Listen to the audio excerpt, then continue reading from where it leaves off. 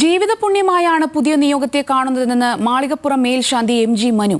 മേൽശാന്തിയായി തെരഞ്ഞെടുക്കപ്പെട്ടതു മുതൽ മാനസികമായും ശാരീരികമായും തയ്യാറെടുപ്പുകൾ ആരംഭിച്ചിരുന്നു. ഒരുപാട് നാളായി ഈ സ്ഥാനം ആഗ്രഹിച്ചിരുന്നു. വിവാദങ്ങളിൽ ആശങ്കയില്ലെന്നും മനു നമ്പൂതിരി ന്യൂസ് മലയാളത്തോട് പറഞ്ഞു.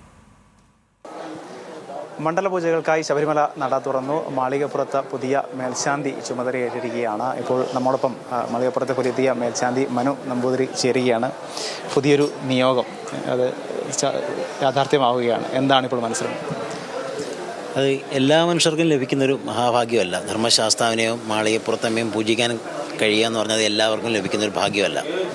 ലക്ഷോപലക്ഷങ്ങൾ ആൾക്കാർക്ക് ഒരാൾക്ക് മാത്രം ലഭിക്കുന്നൊരു ഭാഗ്യമാവേണം. ആ ഭാഗ്യം എനിക്ക് കിട്ടി. അത് ജീവിതത്തിലെ ഏറ്റവും വലിയ സന്തോഷമാണ്.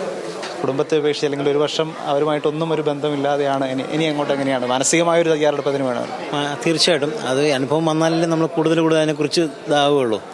എങ്കിലും അതൊരു മുൻപുള്ള മേൽശാന്തിമാരൊക്കെ പറഞ്ഞ് കേട്ടിട്ട് നമുക്ക് അതിനെക്കുറിച്ച് ഒരു ചെറിയൊരു ധാരണയുണ്ട്. മാനസികമായിട്ടൊന്ന് തയ്യാറെടുത്തിട്ടാണ് വന്നിരിക്കുന്നത്. പുറപ്പെടശാന്തിയായി കയറുന്നതിന് മുൻപ് പല അമ്പലങ്ങളിലും ജോലി ചെയ്തിട്ടുണ്ട്. അപ്പോൾ ഒരു മാറ്റം ഏതെങ്കിലും തരത്തിൽ ശാരീരികമായാലും മാനസികമായാലും അതൊരു ഫീലുണ്ടോ? തീർച്ചയായിട്ടും അത് കാണുമല്ലോ. എന്തായാലും ഞാൻ 26 വർഷമായിട്ട് ഒരു ക്ഷേത്രത്തിൽ കൂട്ടിക്കട ശ്രീ ധർമ്മശാസ്ത്ര ക്ഷേത്രത്തിൽ പൂജ കഴിച്ചുകൊണ്ടിരിക്കുന്ന ആളാണ് ഞാൻ. അപ്പോൾ അവിടെ നിന്ന് ഒരു മാറ്റം വരുമെന്ന് പറഞ്ഞാൽ ആ ക്ഷേത്രത്തിൽ നിന്നും അതിൻ്റെ ഏറ്റവും ടോപ്പിലുള്ള ഒരു ക്ഷേത്രത്തിലേക്കാണ് ഇപ്പോൾ വന്നിരിക്കുന്നത്. അപ്പോൾ അതിൻ്റേതായ ഒരു മാറ്റം, മാനസികമായിട്ടുള്ളൊരു മാറ്റം എന്തായാലും ഉണ്ടാവും. മേൽശാന്തി നാളെ പടിയിറങ്ങുകയാണ്. അപ്പോൾ അദ്ദേഹത്തിൻ്റെ ഒരു ആശീർവാദവും അതൊക്കെ കഴിയും.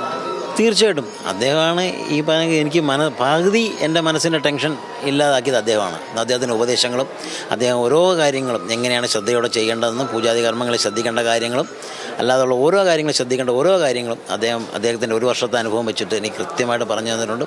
അതിൻ്റെ മനസ്സിൻ്റെ ടെൻഷൻ ഒരുപാട് ഇല്ലാതാക്കിയൊരു ഉപദേശമായിരുന്നു.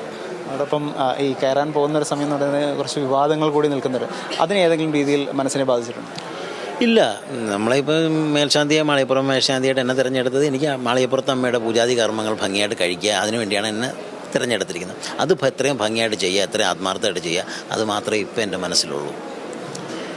മനസ്സ് നിറഞ്ഞ സന്തോഷത്തോടെ ഇനി അങ്ങോട്ട് ഒരു വർഷം പുറപ്പെടാശാന്തിയായി കർമ്മപഥത്തിലേക്ക് അദ്ദേഹം ഇറങ്ങുകയാണ്. മാളികപ്പുറത്ത് നിന്നും ക്യാമറമാൻ ജിത്തുവിനൊപ്പം PK സരീഷ്, ന്യൂസ് മലയാളം.